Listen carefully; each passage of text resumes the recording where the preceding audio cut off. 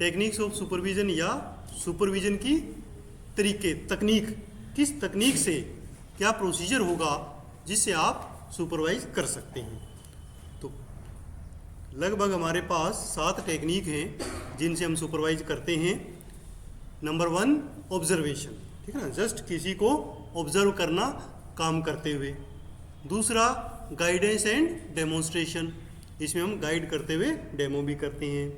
तीसरा checking record and report, ये भी मैंने आपको ऑलरेडी बताया हुआ है कि इस तरीके से भी हम सुपरवाइज कर सकते हैं। एक होता है कॉन्फ्रेंस और मीटिंग करना, एक होता है फील्ड विजिट करना या राउंड लेना, और एक होता है सपोर्टिव सुपरविजन, और फाइनली इवेल्युएशन एंड फीडबैक। ठीक है, तो ये 7 नाम है, आप याद कर लो, फिर इनके बारे में अपने लैंग्वेज में अपने उससे हिसाब से भी आप लिख सकते हो। जैसे सबसे पहले हम देखते हैं ऑब्जर्वेशन। ऑब्जर्वेशन क्या है? Directly observing the work of the staff और स्टूडेंट्स, कि जब हम स्टूडेंट्स के काम को, अगर स्टूडेंट्स को ऑब्जर्व करना है तो, या उनको सुपरवाइज करना है तो, या किसी वर्कर को काम करते हुए जस्ट ऑब्जर्व करना, देखना उसके काम करने के तरीके को, उससे हम सुपरवाइज कर सकते हैं। इससे बेनिफिट क्या होता है कि दिस सिस्टम या ऑब्जर्वेशन का जो तरीका है, it help to identify strengths and the areas of improvement, कि वो जो वर्कर काम कर रहा है उसकी क्या स्ट्रेंथ है, ठीक है ना, क्या उसकी अच्छाइयाँ हैं काम करने की, और क्या ऐसी प्रॉब्लम है जिसमें कोई सुधार की गुंजाइश है। ठीक है, तो उसको हम देख सकते हैं। कैन बी प्लान और अनप्लान, ये जो ऑब्जर्वेशन है ये प्लान भी हो सकता है और अनप्लान भी हो सकता है। जैसे मान लो अगर प्लान करके जाना है तो हमने पहले बताया हुआ है कि उस क्लिनिक पर हम इतनी तारीख को आएंगे और आपको सुपरवाइज करेंगे, और अनप्लान हो सकता है बिना बताए चले जाना, कि वैसे ही कहीं रूट पे जा रहे थे और चुपचाप वहाँ जाके हमने ऑब्जर्व कर लिया। तो इन दोनों तरीक़ों से हम ऑब्जर्व कर सकते हैं। एग्जाम्पल, इसका एग्जाम्पल कोई भी आप लिख सकते हो कि जैसे watching and ANM while conducting immunisation to assess the technique and communication, कि जब वो इम्यूनाइजेशन क्लिनिक कर रही है तो उस दौरान हम उसको ऑब्जर्व कर सकते हैं कि कैसे वो इंजेक्शन लगा रही है, उसका इंजेक्शन लगाने का तरीका क्या है, और वो कैसे बातचीत कर रही है पेशेंट्स के साथ, है ना। इससे हम ऑब्जर्वेशन तरीके से ऑब्जर्व कर सकते हैं। दूसरी टेक्निक हमारे पास आती है गाइडेंस एंड डेमोन्स्ट्रेशन, ठीक है ना। गाइडेंस एंड डेमोन्स्ट्रेशन में हम लोग जस्ट एक प्रकार से इन्वॉल्व होकर काम करते हैं, ठीक है ना। जैसे मैंने सुपरविजन का आपको बताया था ना कि सुपरविजन एक ये तरीका भी है कि आप उसको अपने साथ मिला के काम करो ताकि वो आपका तरीका देख के सीख जाए, ठीक है ना। तो इसमें क्या होगा कि डेमोन्स्ट्रेट द करेक्ट प्रोसीजर और स्किल, कि आपने जैसे मान लो होम विजिट पर गए और आपने कैसे वो हेल्थ टॉक देनी है वो खुद दे के दिखाई, तो वो एक बार का डेमो हो गया, और उसको देख के वो जो आपका सुपरवाइजी है वो सीख गया, और बीच में गाइड कर दिया उसको काम करते हुए। तो ये भी एक काफ़ी अच्छा सुपरविजन की टेक्निक है। ये जो गाइडेंस है that can be given individual और ग्रुप। इंडिविजुअल किसी ANM को गाइडेंस की दी जा सकती है, या अगर मान लो मीटिंग, हम मंथली मीटिंग है उसमें 4-5 लोग आए हुए हैं तो उनको एज ए ग्रुप भी गाइडेंस दी जा सकती है। एनकरेज लर्निंग बाय डूइंग, इस सिस्टम में लर्निंग कैसे होती है? लर्निंग बाय डूइंग, यानी काम करके सीखना, ये सीखने का तरीका इसमें होता है। एग्जाम्पल अगेन एक लिख सकते हैं कि demonstrating the proper hand washing technique before A procedure, तो वो करके दिखा दिया तो वो डेमो हो गया। तो दूसरी टेक्निक होगी हमारी गाइडेंस एंड डेमोन्स्ट्रेशन। तीसरा चेकिंग रिकॉर्ड एंड रिपोर्ट, ठीक है। तो इसमें जस्ट जो क्लाइंट ने रजिस्टर्स बनाए हुए हैं उनको देखने से भी हम सुपरवाइज कर सकते हैं। Reviewing the registers, reports and documentation, जो भी उसने डॉक्यूमेंट्स बनाए हुए हैं उनको रिव्यू करना।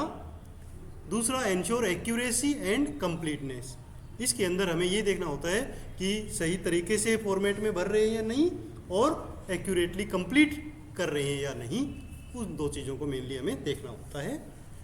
Help identify service gap and error, इससे क्या है कि हमें पता लग सकता है कि कोई सर्विस गैप तो नहीं है, कि कितने आपको इम्यूनाइजेशन करना था, कितना हो रहा है, ठीक है, कितने क्लिनिक करने थे महीने में और कितने हुए हैं। कई बार ऐसा था नहीं, कई बार नहीं हो पाते स्टाफ की शॉर्टेज के कारण, और वो सारा उससे आप पता लगा सकते हैं। एग्जाम्पल इसमें भी एक डाल सकते हो कि checking the ANC register for completeness of the entry, कोई भी एक एग्जाम्पल इसमें डाल दो। तो ये भी आप अपनी लैंग्वेज में आराम से लिख सकते हो। नेक्स्ट तरीका आता है, टेक्निक आती है कॉन्फ्रेंस एंड मीटिंग, ठीक है ना।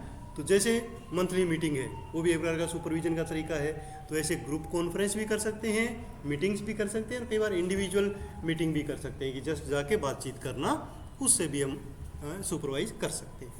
कंडक्टिंग इंडिविजुअल और group conference to discuss the performance, ठीक है ना। तो परफॉर्मेंस कैसी हो रही है वो डिस्कस करना और उसके बाद में अपना रिजल्ट बना देना।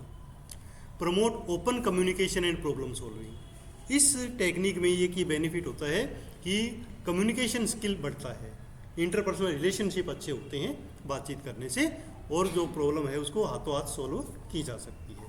बातचीत एक सबसे बढ़िया तरीका है ना। Can be done daily, weekly और मंथली, और इसको हम कभी भी कर सकते हैं।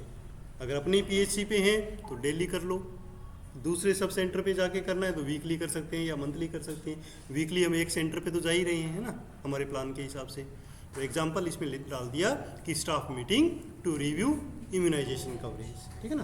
तो ये एक हमें मीटिंग कर ली। इसके अलावा फील्ड विजिट्स एंड राउंड्स, ये भी एक टेक्निक है कि हमें जो भी हमारा सुपरवाइजरी काम कर रहा है उसके वहाँ पर जाके एक राउंड ले लिया, है ना। तो राउंड लेने से भी हमारा ये सुपरविजन हो जाता है।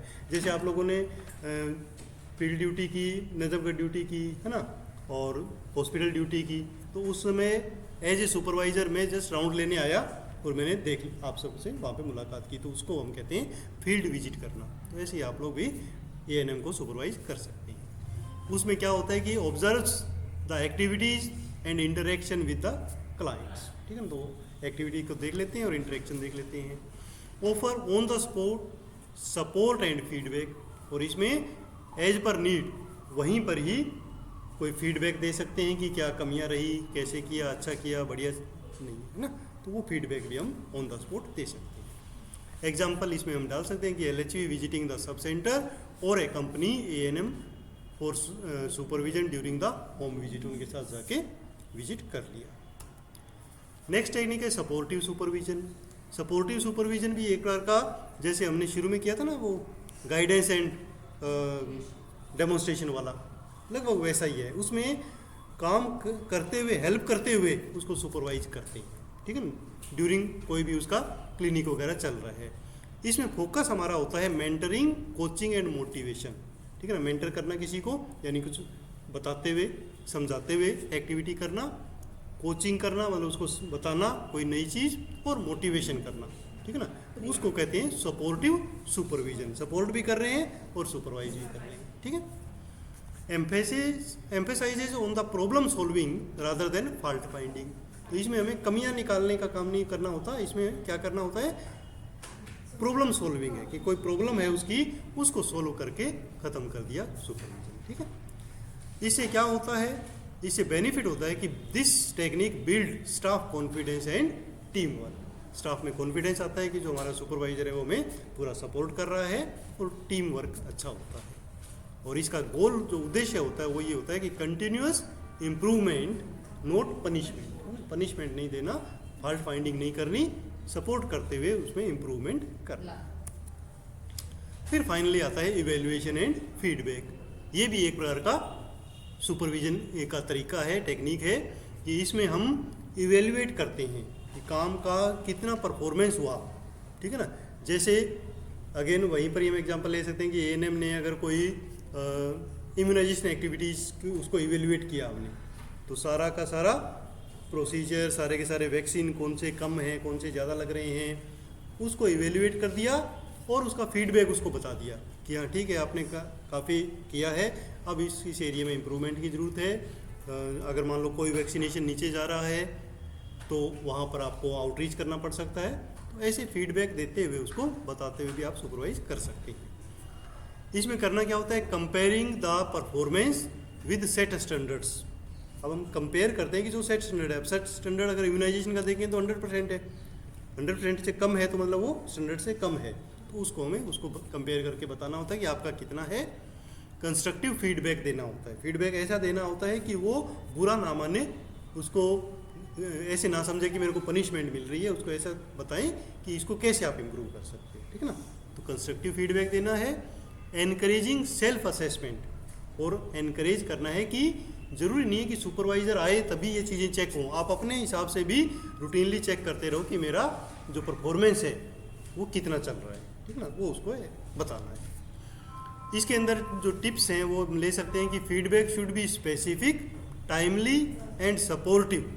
जो भी फीडबैक उसको दें वो स्पेसिफिक होनी चाहिए कि किस एक काम के लिए बताना है। इम्यूनाइजेशन के लिए बताना है तो इम्यूनाइजेशन का ही, ठीक है ना। एएनसी का है तो एएनसी का ही, और टाइमली होना चाहिए, ठीक है ना। ऐसा नहीं कि आज आपने सुपरवाइज किया 10 दिन बाद बता रहे कि उस दिन आपकी वो गलती थी, वो भूल ही जाएगा वो, है ना। एग्जाम्पल इसमें आ सकता है कि finding error in the reporting, कि कोई रिपोर्टिंग थी उसमें एरर फाइंड कर लिया और उसको बता दिया कि उस गलती को आप कैसे सही करेंगे, ठीक है ना, करेक्ट तरीका क्या है लिखने का। इस प्रकार हम हमारा जो टेक्निक्स है उनको एक्सप्लेन कर सकते हैं, ठीक है। तो 5 से 7 नंबर का ही मैक्सिमम आता है और कई बार आया हुआ है। अगर लास्ट ईयर में नहीं आया हुआ पिछली बार तो अब जरूर आएगा, ठीक है ना।